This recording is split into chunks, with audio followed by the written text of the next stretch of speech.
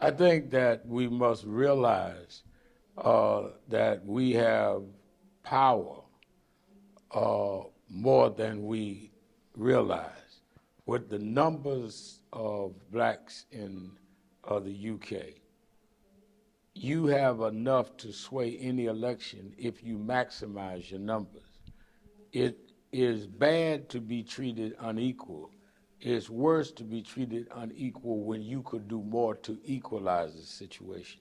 So if we started this 2-year journey to the next major elections by registering, by phone calling, by putting pressure on those in power, you could redirect where this is going. And in terms of public policy, in terms of legislation, in terms of law, in terms of practice.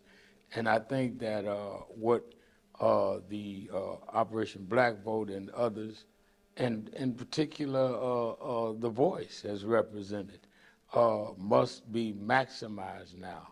Because after Brexit and other kind of sea-changing moves, blacks have been left even in worse proportionate position than it was.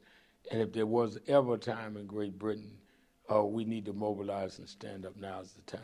Absolutely. You've been to South Africa for that famous first free election. They knew what was at stake. That's right. What is at stake for Black Britain? Obviously, we have a culture war going on now on both sides of the Atlantic.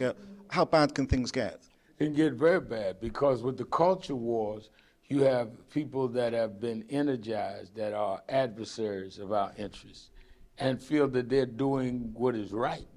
It's bad enough when people oppress you and exploit you because they know they're after power. It's worse when people feel that they're right. And I'm talking about poor whites that are not seeking power, that feel they're standing up for God and the Queen. And I think that kind of passion has to be met with an undying commitment and passionate fighters. Unfortunately, it feels that sometimes we get progress or incremental progress when the black person has died, and obviously you're very much been involved in being outspoken about Tyree Nichols. Does Tyree Nichols and the reaction to his murder give an opportunity for a revival of Black Lives Matter? Not that it's gone away, but I think that it gives new energy because it reminds people of how brutal the system could be, how unaccountable policing could be, and not that they forget it, but sometimes they need to be shaken into action again. And I think that any good organizers, any good activists uses situations to further the cause. And even though we don't want to see tragedies, you don't want to not use the wake-up calls to wake people up. How can we challenge systemic racism while working with the system?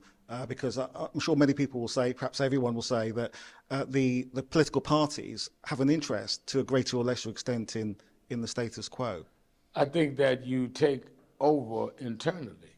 The question that I always ask is, I spoke today at Homerton College with our good friend, Lord Simon Woolley, and I said to the young students that you have to ask what is more attainable, to overthrow the system or to infiltrate from the inside. Both are difficult, but what is more plausible? It is more plausible, being the amount of people you've put now of color, blacks, in the Parliament and House of Lords, to try and gain leverage to do some things than it is to try to overthrow the whole government. So I think that if the goal is empowering our people and establishing justice and economic equity for our people, you get there by either way, and you use what's more attainable rather than get caught up in the glorification of what you think your ideology and tactics are. You use, Malcolm said, by whatever means is necessary, ballot or the bullet. He didn't say just the bullet. People only quote the side they want rather than use that within your time period and your geopolitical position, what works. Well, some people might say one thing that does work actually is self-organization when it comes to economics. You mentioned economic equity. Are we doing enough to boost the black pound to keep money in the community?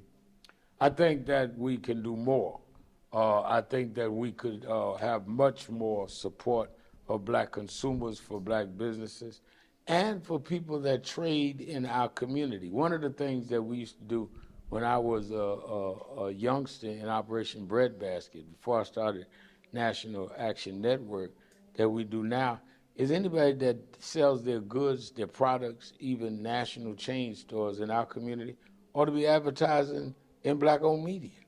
You should not have access to our marketplace without having to go through us. Loudmouth, it's a fantastic film, very much concentrating on your role within street campaigning, but of course the movement takes many different forms and at various different levels.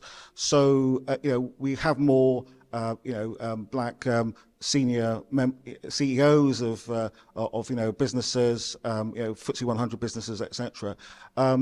So how does street level campaigning really work with networking and strategizing at a higher, if you like, political and economic level? I think the same way that other communities operate.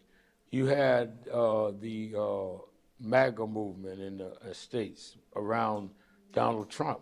You had the guys in the streets that changed the political narrative, the climate, and then you had those in the Senate, and you had Trump as president. They don't all play one role, and we should have different roles. Those of us that do the streets, those of us that do the platforms, those that are in the elective office, those are in corporations.